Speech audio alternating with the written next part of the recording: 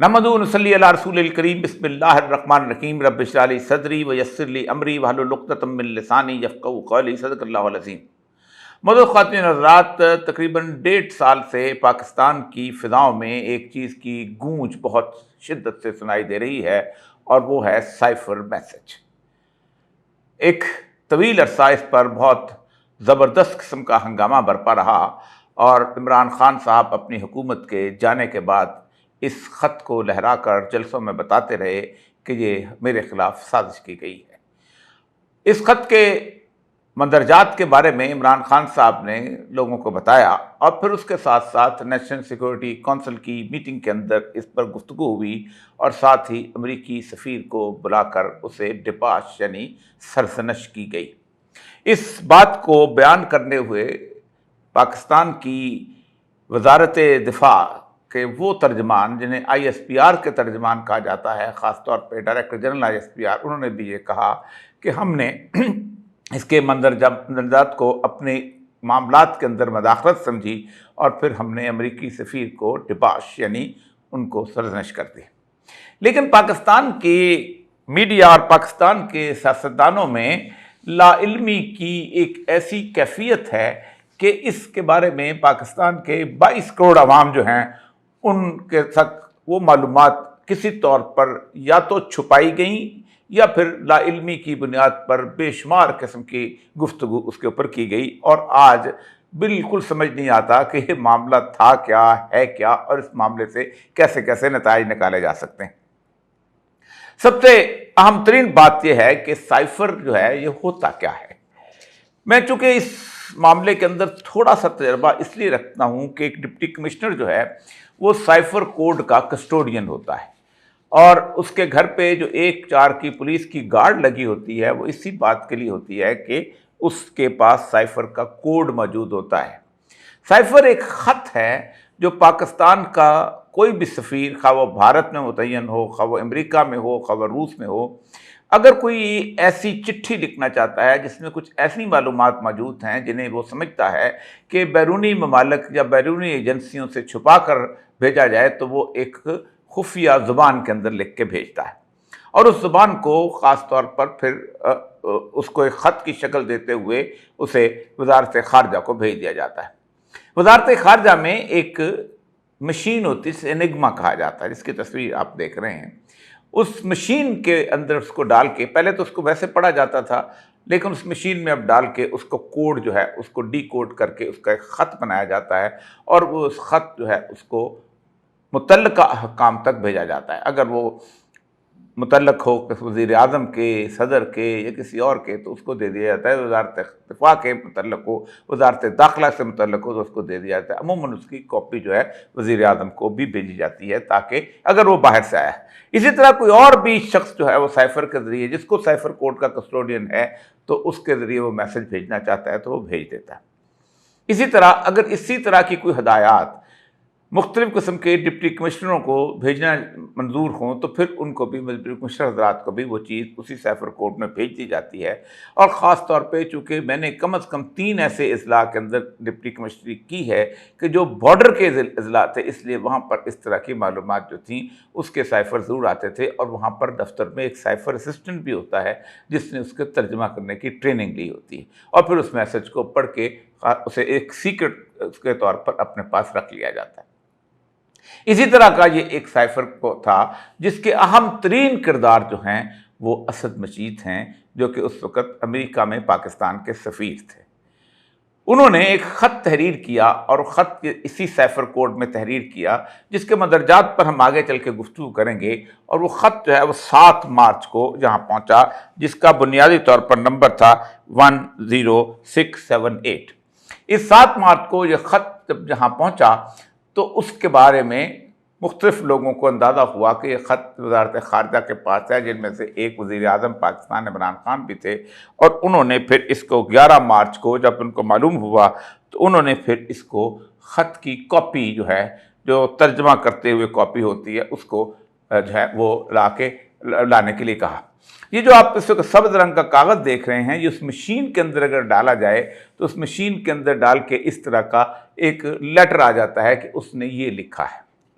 اب یہ سائفر جو ہے وہ وزیر اعظم کے پاس سے پہنچا تو ان کو جس طرح کی اس کے اندر معلومات تھی، اس کے بعد ظاہر بات ہے بقول ان کے اچنبے کی بات تھی۔ اس کے بعد ایک لمبی چوڑی گفتگو چلتی ہے جس میں عمران خان صاحب یہ الزام لگاتے ہیں کہ خط کے اندر دو چیزیں دی گئی تھیں۔ ایک تو یہ ہے کہ ان کے خلاف عدم اعتماد کی تحریک جو ہے وہ پیش کی جا رہی ہے، اور اگر یہ کامیاب ہو گئی اور عمران خان صاحب جو تھے وہ اگر حکومت سے ہٹ گئے تو پھر ہمیں آپ سے کوئی ناراضگی نہیں، ورنہ آپ اس کے سیریس کانسیکوینسز آپ کو بھگتنا ہوں گے۔ اور دوسری اس کے ساتھ ساتھ یوکرین کے بارے میں گفتگو تھی کہ یہ یونیلیٹرل فیصلہ جو انہوں نے کیا۔ اب اس کی ہی بنیاد کے اوپر اگر چلیں تو کیا سائفر کوڈ جو تھا، سائفر کوڈ کے تحت لکھا گیا جو خط جو تھا اس کی حقیقت جو تھی وہ کیا ویسی ہی ثابت ہوئی یا نہیں نہ ہوئی؟ یہ تو ایک حقیقت ہے جو پاکستان میں دنیا میں ہر شخص کو نظر آتی ہے، اور اس کا ثبوت جسے کہتے ہیں نا آفتاب آمد دلیل آفتاب، کہ ایک شخص کہتا ہے جی خط میں یہ لکھا تھا حکومت بدلی جا رہی ہے، تو حکومت تو بدل گئی۔ لیکن اصل معاملہ وہاں سے شروع ہوتا ہے کہ اس سائفر کے بعد اس کے حوالے سے بیش بہا قسم کی جو ہیں خبریں جو ہیں وہ گردش کرنے لگیں، اور اس کے بارے میں جو لوگوں کی لا علمی اور جہالت جو ہے وہ اخر سے ٹپکنے لگی کہ یہ کیا صورتحال ہے۔ اس میں سب سے اہم ترین سمبولک بیان جو ہے وہ کم از کم دو بیان مریم نواز صاحبہ کے ہیں جو اس وقت اپوزیشن کی ایک بہت توانا قسم کی آواز تھی، گونجتی گرجتی برستی آواز تھی۔ ان کی ذرا سے اس بیان کو سنیں، پھر اس کے بعد اس پہ گفتگو کریں۔ انٹرنیشنل ورلڈ ہے، دنیا کے ممالک ہیں، وہ پاکستان کو سائفر بھیجنے سے آج ڈر رہے ہیں کہ ان کو پتہ نہیں ہے، وہ کہتے ہیں کہ ہمیں یہ پتہ نہیں ہے کہ اس سائفر کے ساتھ کیا ہو۔ مریم نواز صاحبہ نے کس خوبصورتی سے کہا کہ اب سائفر کے اندر پیغام بھیجنا ہی بند کر دیے ہیں، باہر کے سفیر یہ کہتے ہیں ہمارے حکمرانوں نے بھیجنا بند، یعنی جن سے چھپانا تھا،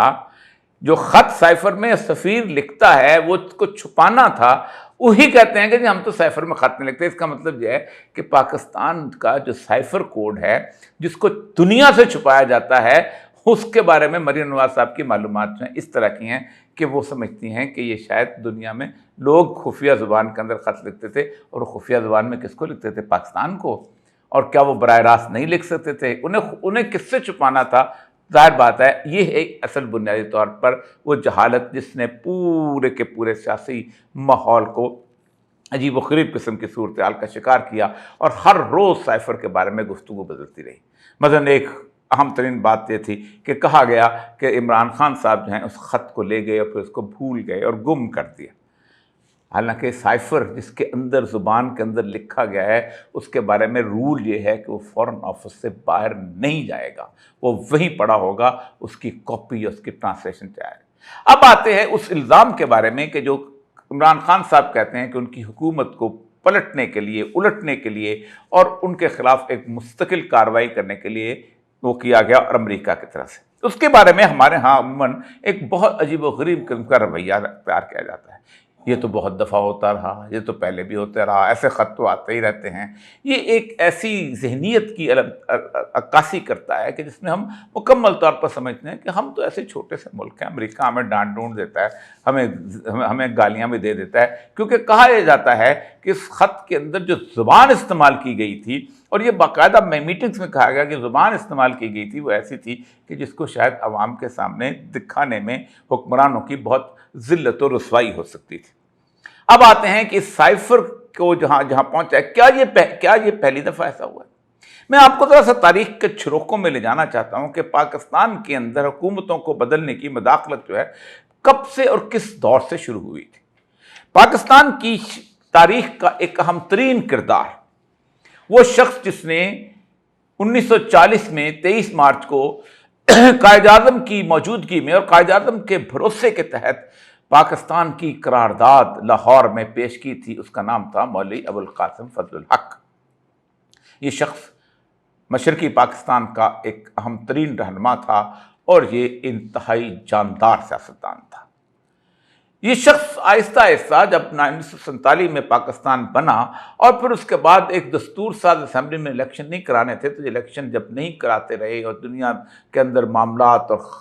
خاصے خراب ہوتے گئے پاکستان کے، اور پاکستان کے اندر انفلوئنس امریکن آتا رہا، تو اس دوران ایک چیز مانی گئی کہ چلو اور کچھ نہیں تو صوبائی اسمبلی کے انتخابات کروا دیتے ہیں۔ تو مشرقی پاکستان کے جب انتخابات کروائے گئے تو یہ شخص سمجھتا تھا، بلکہ اس کے ساتھ لاتعداد ایسے لوگ سمجھتے تھے کہ وہ قائد اعظم کی مسلم لیگ جو ہے اب مکمل طور پر امریکہ اور عالمی طاقتوں کے ہاتھ میں کھیل رہی ہے، اس لیے ہمارا مفاد یہ ہے کہ ہم ایک علیحدہ پارٹی بنائیں۔ ابوالقاسم فضل الحق نے ایک پارٹی بنائی، کرشک اسلامک پارٹی، اور اس کرشک اسلامک پارٹی نے ایک کچھ اور پارٹیوں کے ساتھ مل کے جگتو فرنٹ بنایا، اور انہوں نے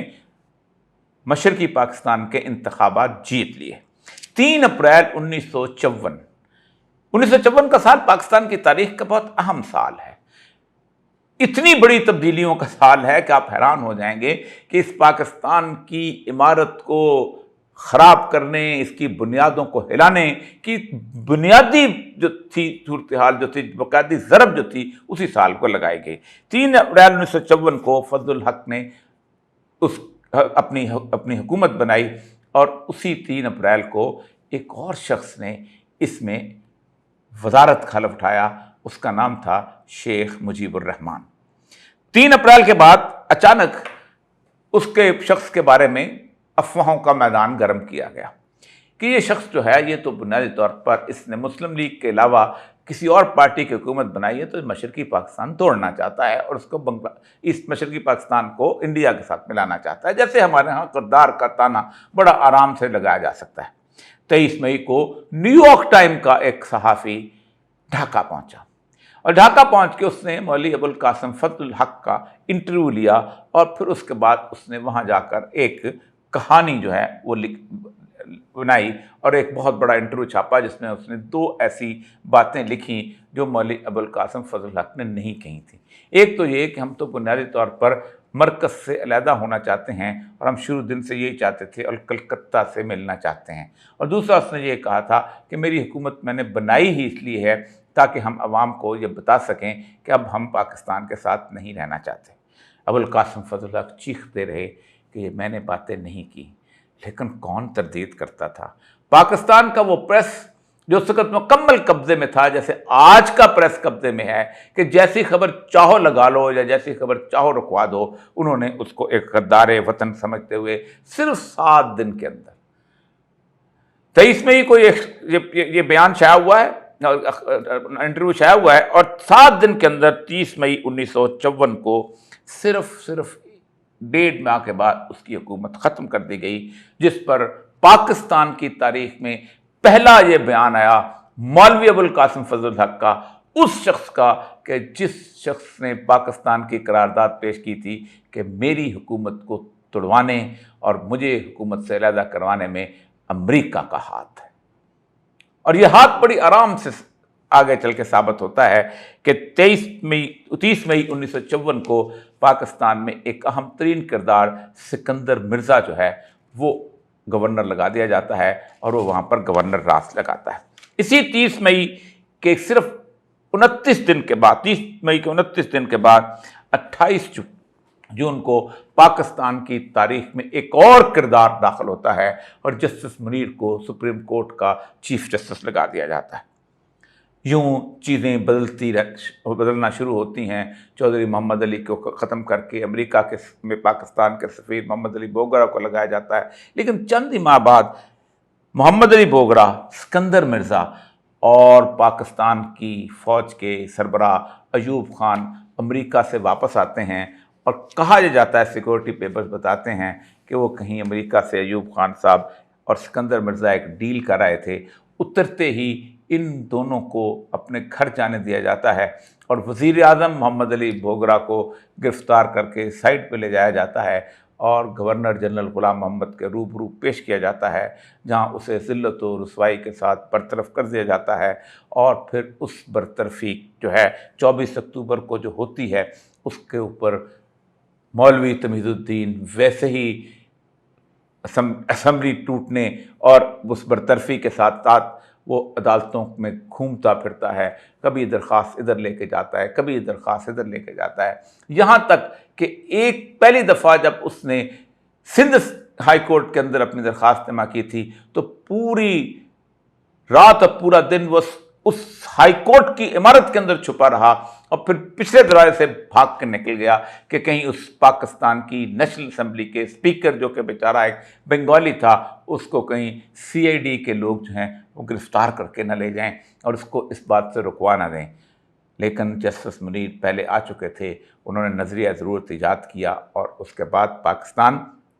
जो है उसके अंदर एक ऐसी रवायत की इब्तिदा की गई कि हम जब चाहें जमहूरी हुकूमत को ख़त्म कर सकते हैं। लेकिन इसके बीच में एक वाक़या होता है और वाक़या बहुत मज़ेदार है। आप सोचें कि 24 अक्टूबर को जब वो वापस आते हैं, जब ये असेंबली टूटती है और इस असेंबली टूटने और उसको मई 1956 में 55 में इसकी असेंबली को जस्टिस मुनीर के फैसले के दरमियान सिकंदर मिर्ज़ा जो है उसका बेटा हुमायूं मिर्ज़ा जो है उसकी शादी अमेरिका के एम्बेसडर जो है रोनाल्ड जो है उनकी बेटी जोसेफिन से हो जाती है।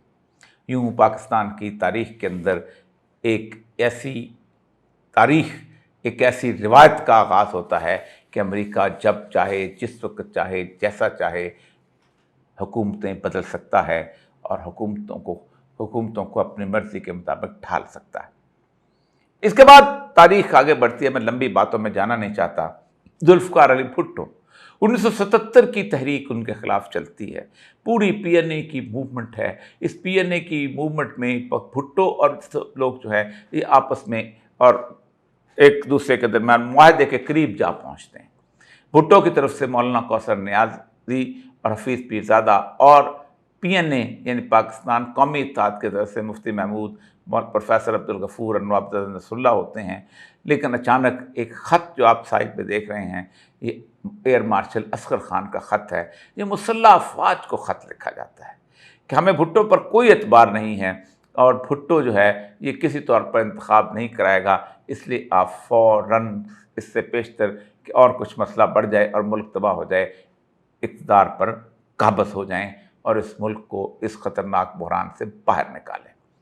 इस ख़त के कुछ दिनों के बाद ज़ियाउल हक़ जो है वो इक़्तिदार पर काबज़ हो जाता है और जुल्फ़िकार अली भुट्टो नज़रबंद होकर मरी के रेस्ट हाउस में बैठा होता है। लेकिन इसके ज़रा सा पहले भुट्टो कौमी असम्बली में एक तकरीर करता है। इस तकरीर के अल्फाज सुनिए और आपको अंदाज़ा होगा कि बिल्कुल वैसे ही अल्फाज हैं कि जैसे आज साइफर के अल्फाज के बारे में गूंज सुनाई देती है। किसिंजर साहब एक मामूली बात पर इस्तीफा का धमकी दे सकते हैं, तो मैं इस्तीफा की धमकी नहीं दे सकता हूं। मैं भी कह सकता हूं कि रखो चलाओ, क्या गाली मुझे मिले, टस मेरे खिलाफ हो, नफरत मेरे खिलाफ हो, क्यों मुझसे कौन सी कोताही हुई है? मैंने मुल्क को बचाने की कोशिश की है, अकीदा है मेरा पाकिस्तान की, इसलिए आप कहते हैं कि इसको हटाओ, इसको मारो। मुझे मालूम है कि काबुल में क्या बातें हो रही है, मुझे मालूम है काबुल की मस्को में क्या बातें, मुझे मालूम है कि हिंदुस्तान का धमाका जो एटमी धमाका के सूरत में हुआ है, बैरूनी साजिश, अंदरूनी साजिश। इस कैफियत में मुदाखलत, और अब तो सिक्योरिटी पेपर्स के हिसाब से ये बातें सारी की सारी यहाँ होती चली जा रही हैं। उसके बाद अगरचे के ज़ियाउल हक़ आ गए, हम अमेरिका के साथी बन गए, हमने अमेरिका के साथ एक ज़बरदस्त किस्म का मुआहदा करके एक ज़बरदस्त किस्म की जंग लड़ी, हमने सोवियत यूनियन को शिकस्त दे दी। लेकिन जब हम अमेरिकी मफादात के ऊपर हमने अमल दरामद करने से इनकार कर दिया और जब अमेरिका ने समझ लिया कि अब ज़ियाउल हक़ को उतारने के लिए कोई रास्ता तो रह नहीं गया, वो इलेक्शन जीत के तो आया नहीं कि हम उसको फ़ौज के साथ उसको उतार दें, वो तो ख़ुद फ़ौज का सरबराह है, उसको कैसे हम निकाला जा सकता है, उसको उतारना तो बहुत मुश्किल है। तो फिर 17 अगस्त 1988 को उसका जहाज़ गिरा दिया गया और फिर अब ज़ियाउल हक़ जिससे वो उस अंजाम को पहुँचे जिस अंजाम के बारे में डेविड परकिंस लिखता है कि सब या तो पहले हम कर्ज़ों का शिकार करते हैं, फिर कर्ज़ों का शिकार जब करने के बाद हम ज़मीनें, जायदादें, इलाके ख़रीदना शुरू करते हैं, इंस्टीट्यूशन ख़रीदना शुरू करते हैं, माइंस ख़रीदना शुरू करते हैं और वहाँ कारोबारी को, सल्तनत को वसअत देते हैं। नहीं मानता कोई तो फिर हम असैसिनेशंस का रास्ता अख्तियार करते हैं। इस असैसिनेशन के ऊपर उनके बेटे से लेके असलम बेग मिर्ज़ा से लेके जनरल असलम बेग से लेके और बहुत सारे लोगों तक कौन है जिसने ये नहीं कहा हो कि ये कॉन्स्पिरेसी थी। ज़ियाउल हक़ के फर्जंद की छोटी सी गुफ्तगू सुनी। असलम खटक साहब थे उस वक्त के इंटीरियर मिनिस्टर, उन्होंने उनकी शहादत के बाद ही मुझे बताया कि उन्होंने बड़े वाज़ेह तौर पर जनरल साहब को काबीना की मीटिंग में भी और वैसे भी लिख के तो नहीं दिया था, लेकिन वैसे भी बताया था उनको कि आपकी जान को ख़तरा है। कुछ इंटेलिजेंस की रिपोर्ट्स ऐसी थी, ISI ने भी उस वक्त के DG ने भी उनको इस बात बावर करवाया था कि आप ट्रैवल ना करें कुछ 1, 2, 3 माह के लिए, ख़ास तौर पर जहाज़ में ट्रैवल ना करें। इन तमाम शवाहद के बाद अब हम इस बात पर आते हैं कि क्या ये साजिश थी या नहीं थी, ये अलहदा बात है। ये मेरे मुल्क में कभी भी तय नहीं होगा कि कौन साजिश करता था और कौन नहीं करता था, कौन मुजरिम था और कौन मुजरिम नहीं था। अभी हम शायद हुकूमतें करने के उस मकाम पर नहीं आ सके कि हम सच को सच और झूठ को झूठ कह सकें, हम कौमी मफादात की बुनियाद पर ज़िंदगी गुजार सकें। हमारे यहाँ शुरू दिन से फ़ैसले अमेरिका और उसके हवारियों के हवाले से होते चले आए हैं और हम बहैसियत कौम उसको भुगतते चले आए। लेकिन आज दोबारा 1-1.5 साल के बाद इस मामले को उठाने का बुनियादी मकसद इसके सिवा और कुछ नहीं हो सकता कि इसको एक सियासी तौर पर एक हथियार के तौर पर इस्तेमाल किया जाए। इसकी बुनियादी वजह एक है। पहली बात तो यह है कि इमरान खान साहब ने अगर साइफ़र के बारे में लोगों के से कोई बात की तो बहैसियत वज़ीर आज़म पहले उन्होंने उसको कैबिनेट में पेश किया, फिर उसके बाद उन्होंने पार्लियामेंट में पेश किया। इसकी बुनियादी कानूनी हैसियत को आप जांच लीजिए कि अगर भारत का एम्बेसडर एक साइफ़र मैसेज लिखता है कि भारत पाकिस्तान पर हमला करने वाला है, तो वज़ीर आज़म के पास वो साइफ़र मैसेज आता है, तो आप मुझे बताइए कि कौन है जो कौम को इस साइफ़र मैसेज के बारे में बताएगा। सिर्फ़ और सिर्फ वज़ीर आज़म पाकिस्तान को ये इख्तियार है कि उसको उस सीक्रेसी से बाहर निकाले, उसको कैबिनेट से मंजूरी के बाद अवाम को बताए। किसी और शख्स को ये इख्तियार नहीं है कि उस साइफ़र मैसेज को अवाम को बताए। तो अगर इमरान खान साहब ने वो बात की थी तो वो उसने साइफ़र की उस लोगों को बताने का वो इख्तियार इस्तेमाल किया। आज़म खान साहब हमारे दोस्त हैं, हमारे कलीग रहे हुए हैं। आज़म खान साहब का बयान आज लोगों के सामने आ रहा है। इसके बारे में भी इसकी लीगल हैसियत इतनी कच्ची है। एक तो ये कि एक आदमी जो है वो लापता था, उस लापता होने के बाद उसका 164 का बयान जो है वो लोगों के सामने आया है। 164 का बयान कहते हैं ऐसा बयान जिसके बारे में कहा जाता है कि ये खुद एक आदमी ने खुद बयान दिया है, यानी एतराफ़ी बयान उसको कहा जाता है। ये एतराफ़ी बयान 2 तरह के होते हैं। एक तो ये है कि आप किसी जेल के अंदर बंद हैं और आप वादा माफ़ गवाह बनना चाहते हैं, तो फिर आपको पुलिस जो है आपको मैजिस्ट्रेट के सामने पेश करती है। मैंने कई 164 के बयान रिकॉर्ड किए हैं, उसमें पहले 6 सवालात किए जाते हैं। क्या आपको पुलिस ने मारा तो नहीं? क्या आप ये बयान किसी दबाव के तहत तो नहीं दे रहे? और सबसे बड़ी बात है कि क्या आप इस बयान से ये समझते हैं कि आपके ख़िलाफ़ भी इस्तेमाल हो सकता है? और फिर उसके बाद उसको कहा जाता है कि हम तुम्हें दोबारा पुलिस के हवाले नहीं करेंगे। लेकिन ये बयान जो 164 के गवाह का बयान है, ये तो इसकी कोई हैसियत, कानूनी हैसियत ही इसकी नहीं है कि एक आदमी किसी मजिस्ट्रेट के पास वैसे ही जाकर बयान रिकॉर्ड कर देता है जैसे एक आदमी किसी जगह पे एक हलफनामा लेता है और उसको नोटरी पब्लिक से जाके उसको टेस्ट करवा देता है कि मैं जनाब बहुत ज़मीर के हाथों मजबूर हो के क्या ये बात कह रहा हूँ। अब आते हैं इमरान के आज़म खान साहब की बुनियादी हैसियत क्या है। आज़म खान साहब सेक्रेटरी टू प्राइम मिनिस्टर हैं। आज़म खान की कैबिनेट के अंदर कोई हैसियत नहीं, एक लेमैन की हैसियत है। वाहिद शख्स जो कि कैबिनेट का मेंबर होता है और जिसे काबीना के इजलास में बैठने की इजाज़त होती है ताकि वो मिनट्स रिकॉर्ड कर सके, वो सेक्रेटरी कैबिनेट डिवीजन होता है। बाकी जितने भी तमाम सेक्रेटरी होते हैं वो बुनियादी तौर पर या तो असिस्ट करने के लिए अपने वज़ीरों को मौके पे आते हैं या वज़ीर आज़म का सेक्रेटरी वहाँ मौजूद होता है। वज़ीर आज़म के सेक्रेटरी जो है उसकी बुनियादी हैसियत उस एक क्लर्क की होती है कि जो उस वक़्त वहाँ मौजूद होते हैं और बेशुमार होते हैं। उस चाय पिलाने वाले की, उस फाइलें आगे रखने वाले की हैसियत होती है, क्योंकि वो उस सारी कार्रवाई के अंदर एक लेमैन की हैसियत से मौजूद होता है। उसकी कोई असासी हैसियत नहीं होती, उनके बयान की कोई आगे चल के हैसियत नहीं रहती, और उसका इस वजह से कि वो प्रिवी टू दी बिज़नेस नहीं होता, वो बिज़नेस का हिस्सा नहीं होता। यही वजह है कि आज उस आज़म खान साहब के बयान को सिर्फ़ और सिर्फ मीडिया की ज़ीनत बनाया जा रहा है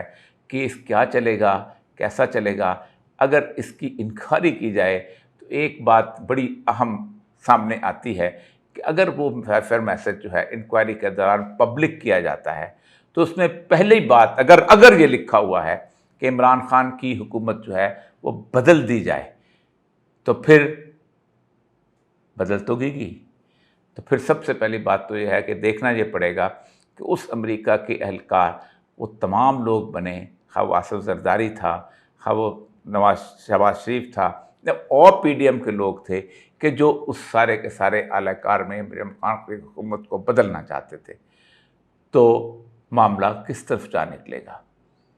اصل مسئلہ یہ نہیں کہ یہ سائفر میسج سازش ہے یا نہیں، یہ سائفر میں کیا لکھا ہوا تھا یا نہیں لکھا ہوا تھا، میرا اس سے کوئی تعلق نہیں ہے، اس لیے کہ میں پاکستان کی تاریخ میں